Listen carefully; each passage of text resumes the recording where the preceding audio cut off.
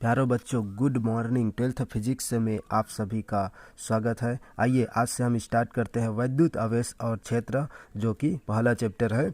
Okay, तो चलो, आप सभी ने अनुभव किया होगा कि जैसे ही जब हम क्या करते हैं कि सूखे बालों पर कंघी को रगड़ते हैं तो क्या होता है, उसके बाद हम छोटे छोटे टुकड़ों के पास उस कंघी को रगड़ने के बाद लेके आते हैं तो क्या होता है, जो कागज़ के छोटे छोटे टुकड़े होते हैं वो कंघी में क्या होते हैं, चिपक जाते हैं। ठीक है, ये आपने अनुभव किया होगा। एक थे जो वैज्ञानिक थेल्स थे, वैज्ञानिक थेल्स जो कि यूनानी विज्ञान के क्या कहे जाते थे, जनक कहे जाते हैं।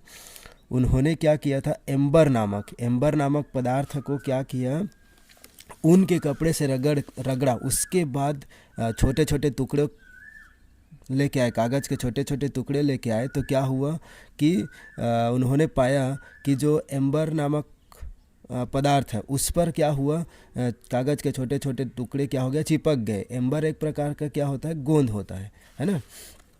उसके बाद फिर क्या हुआ, थॉमस ब्राउन ने फिर परिभाषा दिया कि क्या हुआ, थॉमस ब्राउन ने क्या परिभाषा दिया कि किसी पदार्थ को रगड़ने पर उसमें आकर्षण का जो गुण उत्पन्न हो जाता है उसे क्या कहते हैं, विद्युत या इलेक्ट्रिसिटी कहते हैं। इन्होंने दिया, कौन, थॉमस ब्राउन ने क्या बोला कि उस ऊर्जा को जिसके कारण किसी पदार्थ को रगड़ने पर उसमें आकर्षण का गुण उत्पन्न हो जाता है उसे क्या कहते हैं, विद्युत कहते हैं। इन्होंने किसने दिया, थॉमस ब्राउन ने दिया। और एम्बर का ग्रीक नाम क्या है, इलेक्ट्रॉन है। एम्बर का ग्रीक नाम क्या है, इलेक्ट्रॉन है। और इसी से विद्युत की क्या हुआ, उत्पत्ति हुआ। देखिए विद्युत का डेफिनेशन, विद्युत मीन्स इलेक्ट्रिक, जिस ऊर्जा के कारण किसी पदार्थ में हल्की वस्तुओं को आकर्षित करने का गुण उत्पन्न हो जाता है उसे विद्युत कहते हैं। ओके, तो कोई भी पदार्थ है जिसमें क्या होता है, हल्की वस्तुओं को अपनी ओर आकर्षित करने का गुण उत्पन्न हो जाता है उसे क्या कहते हैं, विद्युत कहते हैं। और फिर इसी से क्या बना, विद्युन्मय बना, विद्युन्मय। ठीक है, तो विद्युन्मय मतलब इलेक्ट्रिक फील्ड, इलेक्ट्रिक फील्ड क्या होता है, जिस पदार्थ में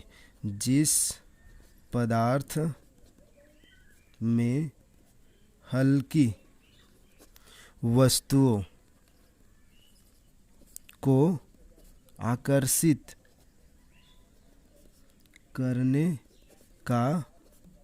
करने का गुण उत्पन्न हो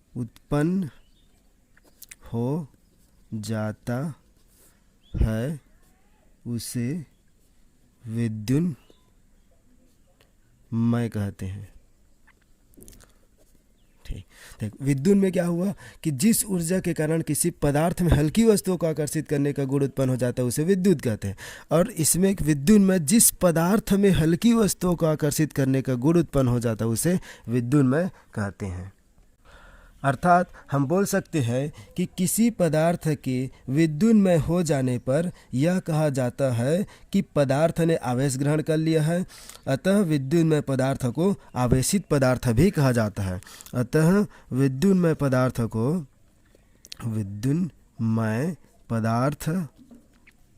को आवेशित पदार्थ भी कहा जाता है, आवेशित पदार्थ भी कहते हैं। ओके, अब देखते हैं हम लोग आवेश की परिभाषा, आवेश क्या होता है ना। तो आवेश की परिभाषा देखते हैं यहाँ से। ठीक है, विद्युत में आवेशित पदार्थ भी कहते हैं। तो आवेश का डेफिनेशन क्या होता है, आवेश मीन्स चार्ज। तो चार्ज क्या होता है, किसी वस्तु का वह गुण जिसके कारण वह अन्य वस्तुओं को अपनी ओर आकर्षित या प्रतिकर्षित करती है। मतलब क्या होता है, आवेश क्या होता है, किसी वस्तु का वह गुण जिसके कारण वह अन्य वस्तुओं को अपनी ओर आकर्षित करती है या प्रतिकर्षित करती है। मतलब आकर्षित भी कर सकती है और प्रतिकर्षित भी कर सकती है। इसे किससे प्रदर्शित करते हैं, इसे क्यू या कैपिटल क्यू से प्रदर्शित करते हैं।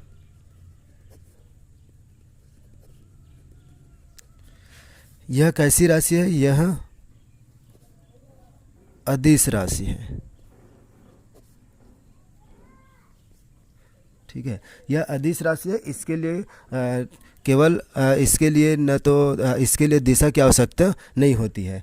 ठीक है, और इसका मात्रक क्या होता है, ठीक है, मात्रक, इसका मात्रक क्या होता है, मात्रक होता है कूलाम। इसको एसआई पद्धति से नापते हैं। एसआई पद्धति में क्या होता है, कूलाम होता है।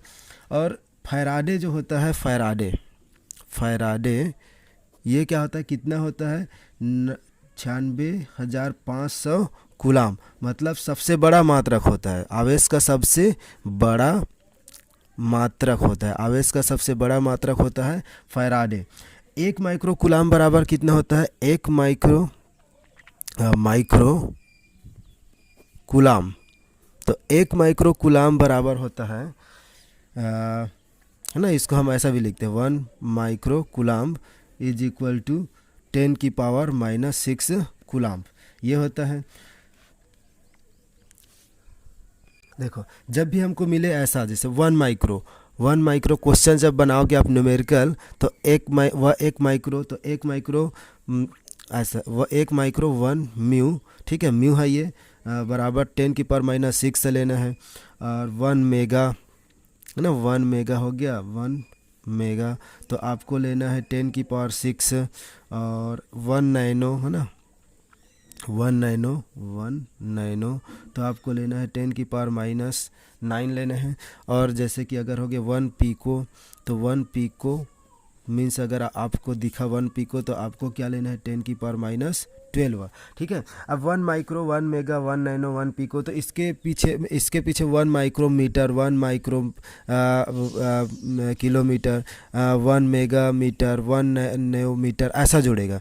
ठीक है, तो बाद में उसको क्या करना, 1 माइक्रोमीटर बराबर 10⁻⁻6 मीटर ऐसा हो जाएगा। ऐसा अगर दिखा आपको कि 1 माइक्रोमीटर, ऐसा बोल दिया 1 माइक्रोमीटर, तो आपको क्या लेना है, 10⁻⁻6 मीटर लेना है, क्योंकि 1 माइक्रो का वैल्यू आपको पता है 10⁻⁻6 रखना है। ठीक है, तो न्यूमेरिकल जब क्वेश्चन आएगा तो इस प्रकार का आपको यूज करना है। अगर जैसे हमको बोल दिया कि एक है ना विद्युत चुंबकीय मात्रक, ठीक है, एक विद्युत चुंबकीय मात्रक आवेश है ना, मतलब इसको बोलते हैं जैसे कि 1 इलेक्ट्रोमैग्नेटिक यूनिट, 1 इलेक्ट्रोमैग्नेटिक यूनिट, इसी को ठीक है, तो इसके बराबर कितना 10 कूलाम होता है। एक इलेक्ट्रोमैग्नेटिक यूनिट बोले, एक इलेक्ट्रोमैग्नेटिक यूनिट मतलब एक विद्युत चुंबकीय आवेश बराबर कितना होता है, 10 कूलाम होता है। और एक स्थिर विद्युत मात्रक आवेश, मतलब इसको क्या बोलते हैं, 1 इलेक्ट्रोस्टैटिक यूनिट। ठीक है, 1 electrostatic unit is equal to क्या होता है, 1/3 × 10⁹ कूलाम होता है।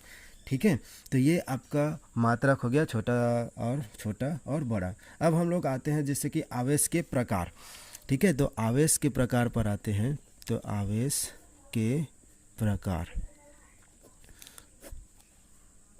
देखो पहला प्रयोग क्या किया गया, प्रयोग फर्स्ट क्या हुआ, देखो क्या किए, एक कांच की छड़ लिया है ना, इस एक कांच की छड़ है। ठीक है, एक कांच की छड़, इसको क्या कर दिए, लटका दिए, कांच की छड़ को लटका दिए है ना, ये कांच की छड़ है। ओके, अब कांच की छड़ है, इसको क्या किए, लटका दिए। अब इससे एक दूसरे कांच की छड़ को क्या किए, दूसरे कांच की छड़ को रेशम के कपड़े से क्या किया, इसको क्या किया, रेशम की कपड़े से क्या किया, रगड़ करके लटका दिए। ठीक है, ये कांच की छड़ है, कांच की छड़। तो कांच की छड़ को रेशम के कपड़े से क्या किए, रगड़ के लटका दिए। अब कांच की एक अन्य छड़ लेते हैं, ठीक है, एक कांच की एक अन्य छड़ लेते हैं, उसे भी क्या करते हैं, ये भी कांच की छड़ है, छड़ है दोनों, ठीक है। किससे रगड़ा गया, रेशम की कपड़े से, ठीक है, रेशम की कपड़े से। तो रेशम की कपड़े से क्या किया, इसको रगड़ के इसको रेशम के कपड़े से रगड़ करके लटका दिए। उसके बाद एक और दूसरा छड़ लिए, उसको भी रेशम के कपड़े से रगड़ करके क्या किया, इसके पास लेके आए। तो इसके पास लेकर के आए तब देखा गया कि ये दोनों छड़ एक दूसरे को क्या करने लगे, प्रतिकर्षित करने लगे, प्रतिकर्षित करने लगे, है ना। तो ये दोनों छड़ एक दूसरे को क्या करने लगे, प्रतिकर्षित करने लगे। फिर अब दूसरा प्रयोग किया गया, प्रयोग दूसरा किया, सेकंड प्रयोग किया कि क्या किए, एबोनाइट की छड़ लिया, ठीक है, एबोनाइट की एक छड़ के लिया। एबोनाइट की छड़ को किससे किया, ठीक है, ऊनी कपड़े या बिल्ली की खाल से क्या किया, रगड़ा गया, ठीक है। उसके बाद लटकाया गया।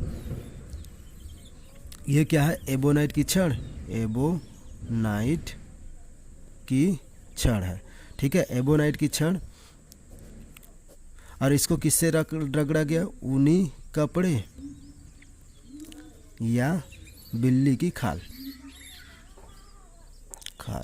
ठीक है, ऊनी कपड़े और बिल्ली की खाल से रगड़ा गया, ठीक है। उसके बाद इसको पास लेके आया, ठीक है। जब दोनों को पास लेके आया तो भी क्या हुआ, प्रतिकर्षित हुआ, ठीक है। तो ये दोनों क्या करने लगे, प्रतिकर्षित करने लगे, एक दूसरे को प्रतिकर्षित करने लगे, ठीक।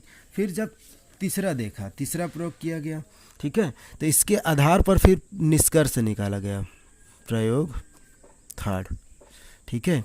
तो क्या हुआ, एक को लटका दिए, एक कांच की छड़ है, कांच की छड़ को किससे रगड़ा गया, रेशम की कपड़े से, कांच की छड़, ठीक है। उसके बाद क्या किया, एक दूसरा छड़ लेके आया, ठीक है, दूसरा छड़, इसको क्या, एबोनाइट की छड़ है, एबोनाइट की छड़। इसको किससे रगड़ा गया, कांच की छड़ को रेशम के कपड़े से, और एबोनाइट की छड़ को बिल्ली की खाल या ऊनी कपड़े से रगड़ा गया। और जब इन्हों को आपस में लेके आया, पास में लेके आया, एक दूसरे के नज़दीक लेके आ गया, तब देखा गया कि ये दोनों एक दूसरे को क्या करने लगे, आकर्षित करने लगे, आकर्षित करने लगे,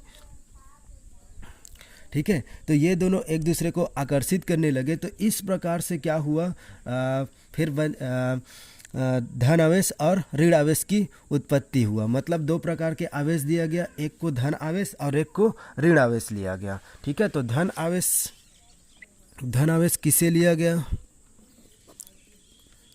तो धन आवेश कांच की छड़ को, ठीक है, कांच की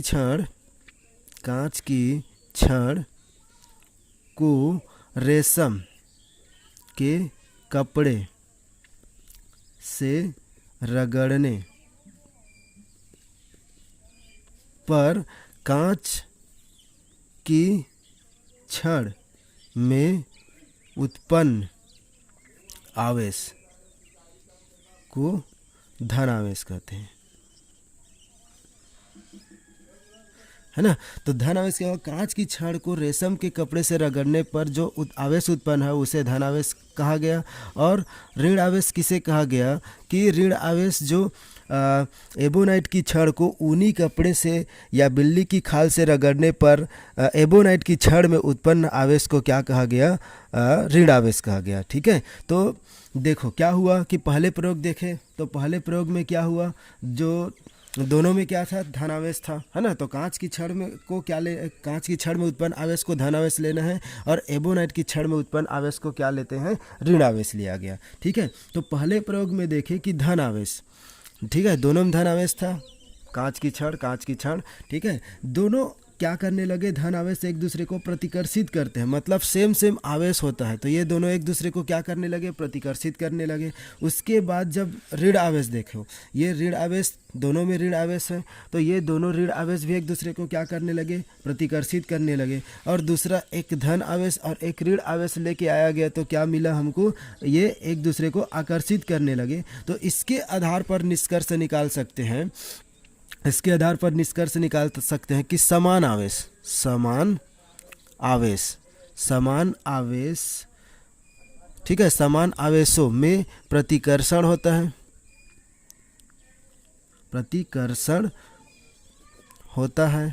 रिजल्ट निकल रहा है कि समान आवेश सजातीय आवेश, समान आवेश सजातीय आवेश में प्रतिकर्षण होता है, और विपरीत आवेश, विपरीत आवेश, है ना, तो विपरीत आवेशों में क्या होता है, आकर्षण होता है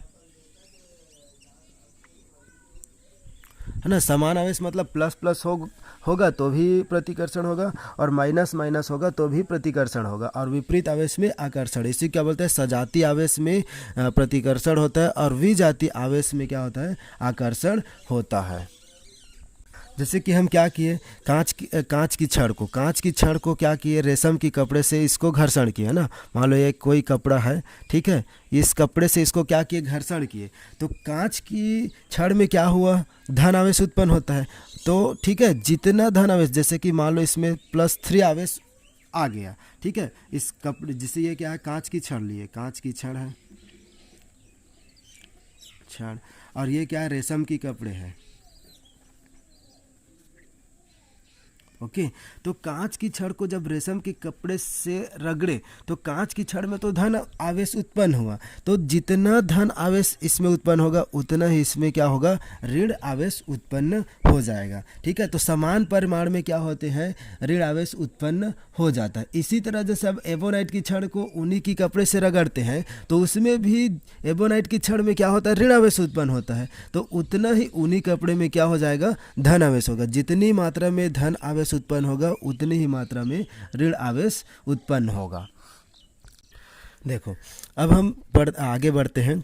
आवेश उत्पत्ति का इलेक्ट्रॉनिक सिद्धांत, electronic theory of origin of charge. तो आप सभी जानते हो कि क्या होता है कि सभी जो पदार्थ है अणुओं से मिलकर बना होता है, और प्रत्येक अणु एक या एक से अधिक परमाणुओं से बना होता है, और जो परमाणु होता है उसका जो जितना भी भार होता है, परमाणु का जो भार होता है वो कहाँ होता है, केंद्रीय भाग में स्थित होता है, और जो केंद्रीय भाग में स्थित होता है जिसे हम क्या बोलते हैं, नाभिक बोलते हैं। केंद्रीय भाग में होता है जिसे हम क्या बोलते हैं, नाभिक बोलते हैं। और जो नाभिक में 2 प्रकार के कण होते हैं, कौन कौन से होता है, एक होता है न्यूट्रॉन होता है, और एक होता है प्रोटॉन होता है। न्यूट्रॉन और प्रोटॉन होता है, 2 प्रकार के कण होते हैं। और प्रोटॉन में क्या होता है, प्रोटॉन जो धन आवेश होता है, और न्यूट्रॉन में क्या होता है, किसी प्रकार का कोई आवेश नहीं होता है ना। और नाभिक के चारों ओर इलेक्ट्रॉन जो है विभिन्न कक्षाओं में क्या लगाते हैं, स्थिर कक्षों में चक्कर लगाते रहते हैं। तो इलेक्ट्रॉन होते हैं जो इसके नाभिक के चारों ओर क्या होता है, विभिन्न कक्षाओं में, स्थिर कक्षाओं में क्या होते हैं, चक्कर लगाते रहते हैं, है ना। तो इलेक्ट्रॉन में क्या होता है, ऋण आवेश होता है, और प्रोटॉन में क्या होता है, धन आवेश होता है, और जो न्यूट्रॉन होता है उसमें किसी भी प्रकार का आवेश नहीं होता है। तो न्यूट्रॉन क्या होता है, उदासीन होता है, उदासीन प्रकृति का होता है। प्रत्येक जो इलेक्ट्रॉन होता है ना, प्रत्येक इलेक्ट्रॉन का ऋण आवेश परिमाण में प्रोटॉन के जो प्रोटॉन में जितने धन आवेश होते हैं उसके क्या होते हैं, बराबर होते हैं। मतलब जितने इलेक्ट्रॉन होते हैं उतने ही प्रोटॉन होते हैं, है ना। तो इसका मतलब यह हुआ कि प्रत्येक परमाणु में धन आवेश की जो जितना मात्रा होगा उतना ही ऋण आवेश की क्या होती है, मात्रा होता है ना। तो हम बोल सकते हैं कि प्रोटॉन की संख्या इलेक्ट्रॉन की संख्या के क्या होते हैं, जो इलेक्ट्रॉनों की संख्या होते हैं, इलेक्ट्रॉनों की संख्या, किसी भी परमाणु में इलेक्ट्रॉनों की संख्या और प्रोटॉन की संख्या जो होती है, प्रोटॉन की संख्या, प्रोटॉनों की संख्या क्या होते हैं, बराबर होते हैं। इलेक्ट्रॉनों की संख्या प्रोटॉनों की संख्या के क्या होते हैं, बराबर होते हैं। तभी हम बोल सकते हैं कि जितना धन आवेश होगा, किसी परमाणु में जितना धन आवेश होगा उतना ही ऋण आवेश होगा, क्योंकि इलेक्ट्रॉन को हम क्या बोलते हैं, इलेक्ट्रॉन ऋण आवेश लेते हैं, और प्रोटॉन को क्या लेते हैं, धन आवेश लेते हैं। देखो जैसे कि इसे हम किसी परमाणु से क्या करते हैं, प्रूव करते हैं। जैसे कि मान ले हम ले लेते हैं कि फ्लोरीन ले लेते हैं, ठीक है। तो फ्लोरीन है ना, तो फ्लोरीन एक लेते हैं फ्लोरीन लिए। तो फ्लोरीन में क्या होते हैं, कितने इलेक्ट्रॉन होते हैं फ्लोरीन में? ऑक्सीजन 8 9, ठीक है। तो 9 इलेक्ट्रॉन होते हैं ना, 9 इलेक्ट्रॉन। और प्रोटॉन कितना होगा? 9 प्रोटॉन होगा। 9 इलेक्ट्रॉन और 9 प्रोटॉन होगा, देखो है ना। तो 9 इलेक्ट्रॉन और 9 प्रोटॉन। तो इलेक्ट्रॉन में क्या होता है? ऋण आवेश होता है, तो 9 ऋण आवेश होंगे, 9 माइनस 9 आवेश है ना, ऋण आवेश होंगे। और इसमें कितना आवेश होगा? प्रोटॉन धन आवेश होता है, तो इसमें +9 आवेश होंगे ये। अब दोनों को अगर हम ऐड कर देते हैं तो क्या हो जाएगा? 0 हो जाएगा। मतलब परमाणु दो विपरीत प्रकार के आवेशित कणों के विद्यमान होने के बावजूद भी क्या होता है? उदासीन होता है। तो सामान्य अवस्था में क्या होते हैं? उदासीन होते हैं, सामान्य अवस्था में। मतलब दो विपरीत प्रकार के आवेश होता है ना। एक भी क्या होता है? धन आवेश होता है, एक ऋण आवेश होता है, दोनों विद्यमान होता है, फिर भी क्या होता है? ये उदासीन होता है ना। अब जैसे कि मान लो एक इलेक्ट्रॉन की कमी हो जाए, एक इलेक्ट्रॉन की कमी हो जाए, ठीक है। मान लो इसमें एक इलेक्ट्रॉन, मतलब ये एक इलेक्ट्रॉन त्याग दिया, ठीक है। तो एक इलेक्ट्रॉन त्याग देगा तो कितना हो जाएगा? इसके पास 8 इलेक्ट्रॉन हो जाएगा। और इसके पास तो प्रोटॉन की संख्या तो वही रहेगा, ठीक है। तो 8 इलेक्ट्रॉन मतलब -8 आवेश। और इसमें नौ रहेगा ना, 9 प्रोटॉन, तो ये हो जाएगा 9 आवेश। अब दोनों को अगर जोड़ेंगे तो देखेंगे, देखो क्या मिलेगा हमको? +1 आवेश मिल जाएगा, +1 आवेश। मतलब क्या हुआ? एक इलेक्ट्रॉन की कमी हुआ, ठीक है। जैसे ही एक इलेक्ट्रॉन की कमी हुआ तो आवेश में वृद्धि हो रहा है, ठीक है। मतलब इलेक्ट्रॉन त्यागने से क्या हो रहा है? आवेश में वृद्धि हो रहा है ठीक है। और एक इलेक्ट्रॉन की अगर वृद्धि होता है, एक इलेक्ट्रॉन की वृद्धि होता है, जैसे कि एक इलेक्ट्रॉन इसको मिल गया, तो ये कितना हो जाएगा? 9 से कितना हो जाएगा? 9 था पहले, तो 10 इलेक्ट्रॉन हो जाएगा। और प्रोटॉन तो अपना 9 प्रोटॉन ही रहेगा, मतलब -10 आवेश हो गया। और इसमें कितना हो जाएगा? 9 आवेश। तो इसमें कितना हो गया? -1 आवेश। मतलब क्या हो रहा है? इससे निष्कर्ष निकलता है कि इससे यह निष्कर्ष निकलता है कि धन आवेश, इलेक्ट्रॉन की कमी हो रहा है, तो इलेक्ट्रॉन की कमी होगा तो क्या होगा? धन आवेश। और इलेक्ट्रॉन की वृद्धि होने पर क्या हो जाएगा? ऋण आवेश। तो इलेक्ट्रॉन की कमी, एक इलेक्ट्रॉन इन्होंने त्यागा तो इसमें धन आवेश आ गया, और एक इलेक्ट्रॉन इन्होंने ग्रहण किया, वृद्धि किया, तो इसमें ऋण आवेश आ जाता है। देखो इसमें क्या होता है कि इसमें विभिन्न बहुत सारे कक्ष बने होते हैं ना, ये नाभिक के चारों ओर बहुत सारे कक्ष होते हैं। तो जो कक्ष नज़दीक होते हैं, ठीक है, और इसमें इलेक्ट्रॉन होंगे, इसमें है ना, हर एक जगह क्या होगा? इलेक्ट्रॉन होगा। तो जो नाभिक के नज़दीक होते हैं, है ना, जो इलेक्ट्रॉन नाभिक के निकट कक्षाओं में क्या करते हैं? चक्कर लगाते हैं, उन्हें बद्ध इलेक्ट्रॉन कहते हैं। और ये नाभिक से क्या होता है? दृढ़तापूर्वक क्या होते हैं? बंधे होते हैं, क्योंकि नाभिक और इन इलेक्ट्रॉनों के मध्य जो लगने वाले आकर्षण बल होते हैं वो बहुत प्रबल होता है। यहाँ पास नज़दीक में रहते हैं जो इलेक्ट्रॉन नज़दीक, वो क्या होते हैं?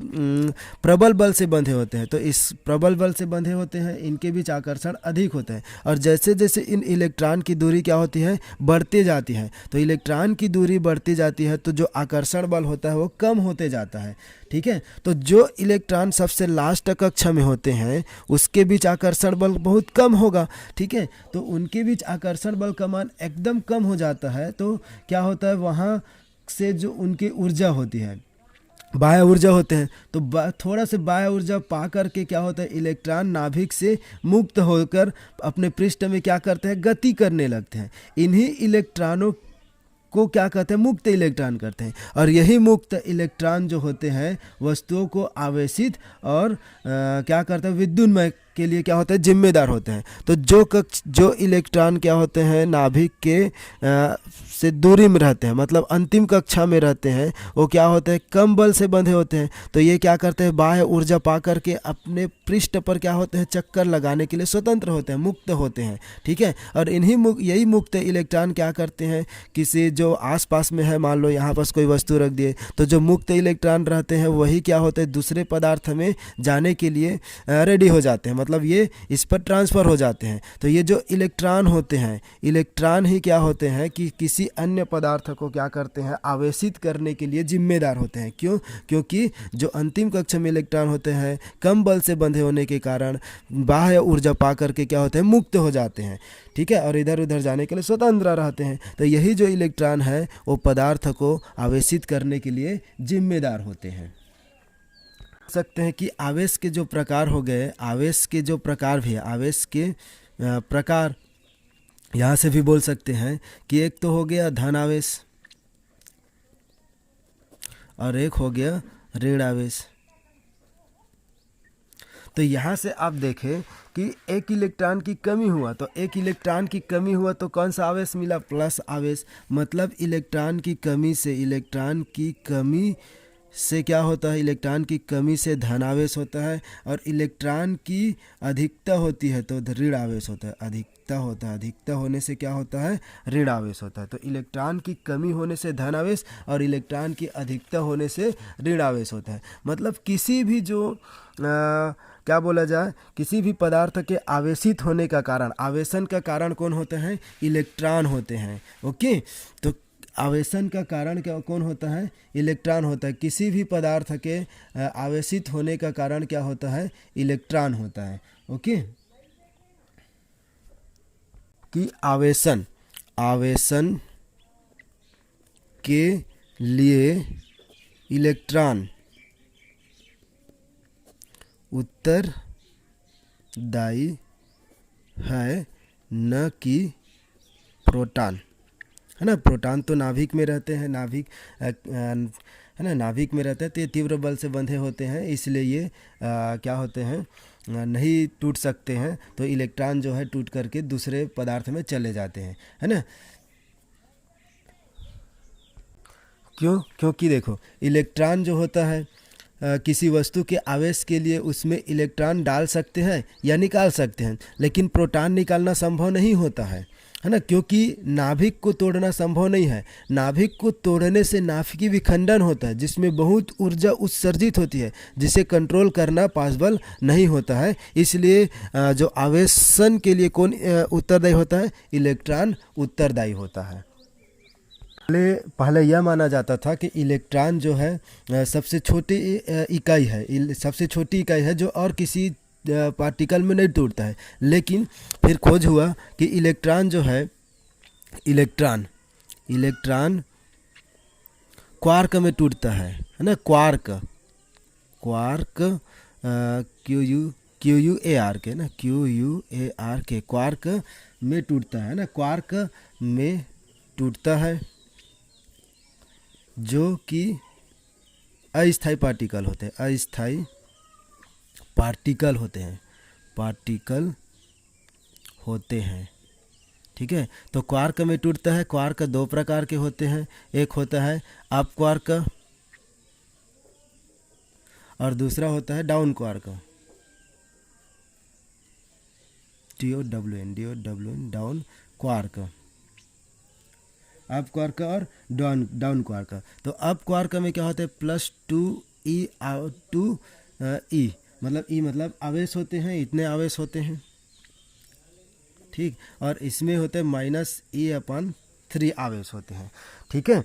उस तो जो इलेक्ट्रॉन होते हैं और प्रोटॉन कैसे बनता है, मतलब किन किन से देख, इलेक्ट्रॉन और प्रोटॉन क्या होता है, ये क्वार्क और अप क्वार्क मिल करके अप क्वार्क से क्या होता है, बने होते हैं। ठीक है, तो देखते हैं कैसे बने हैं ये, किससे किससे मिल के बने हैं, इलेक्ट्रॉन और प्रोटॉन को क्या बोलते हैं। ये ई जो है इकाई आवेश कहलाता है। इकाई आवेश क्या होता है कि एक इलेक्ट्रॉन या एक प्रोटॉन के आवेश को क्या कहते हैं, इकाई आवेश कहते हैं, जो और नहीं टूट सकता, ऐसा माना जाता है ना। तो इकाई आवेश की परिभाषा आप लिख सकते हो कि एक इलेक्ट्रॉन या एक प्रोटॉन के आवेश को इकाई आवेश कहते हैं, जो और नहीं टूट सकता, ऐसा माना जाता है। और एक इकाई आवेश बराबर क्या होता है, एक इकाई आवेश बराबर होता है 1.6 × 10⁻⁻19 कूलाम। ये होता है, मतलब ई को क्या बोलते हैं, मूल आवेश बोला जाता है, मूल आवेश।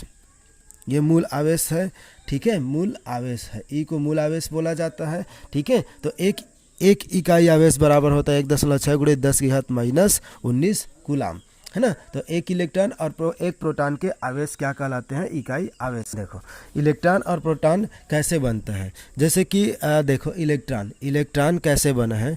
तो इलेक्ट्रॉन क्या होता है, 3 डाउन क्वार्क से मिलकर बना होता है। डाउन क्वार्क तो आप जानते हो किससे, डाउन क्वार्क पीछे पेज में लिखा था कि ई माइनस ई अपन 3 होता है। तो ये माइनस ई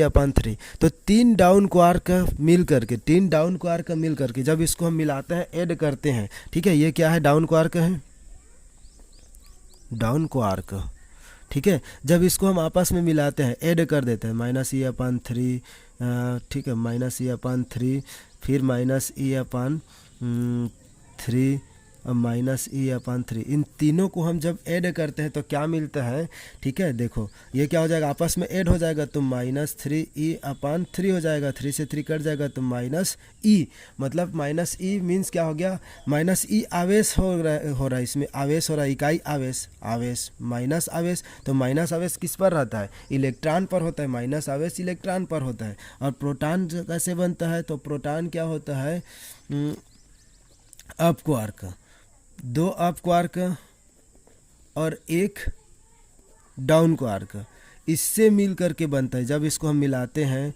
2e/3 प्लस 2e/3 और एक कम करते हैं, कौन सा, डाउन क्वार्क 3, तो इसको जब हम कंबाइन करेंगे, जोड़ दिए, तो क्या मिलेगा, देखो ये 2 4e और एक ई कम हो गया तो कितना हो जाएगा 3e और अपन 3, तो 3 से 3 कट जाएगा तो बचेगा क्या, e, मतलब ये क्या है, प्लस ई बच रहा है, मतलब प्लस ई आवेश मिल रहा है। तो ये क्या हो गया, प्रोटॉन। अभी आपने इकाई आवेश के डेफिनेशन में देखा कि एक इलेक्ट्रॉन और एक प्रोटॉन के आवेश क्या को इकाई आवेश कहते हैं। तो इलेक्ट्रॉन पर जो आवेश होता है, इलेक्ट्रॉन है ना, इलेक्ट्रॉन पर आवेश कितना आवेश होता है, -1.6 गुणे 10 की घात माइनस 19 कूलाम। और प्रोटॉन पर आवेश कितना होता है, प्रोटॉन जो कि क्या होता है, धन आवेश होता है, ठीक है। तो प्लस 1.6 गुणे 10 की घात माइनस 19 कूलाम, ठीक है। तो प्रोटॉन पर और इलेक्ट्रॉन पर इतने क्या होते हैं, आवेश होते हैं, ठीक है। तो इकाई आवेश की आपको डेफिनेशन पता चल गया कि क्या होता है कि एक इलेक्ट्रॉन या एक प्रोटॉन के आवेश को क्या कहते हैं, इकाई आवेश कहते हैं। क्लियर। तो आज के लिए इतना ही करते हैं, धीरे धीरे हम लोग आगे बढ़ते चलेंगे। क्लियर। Thank you.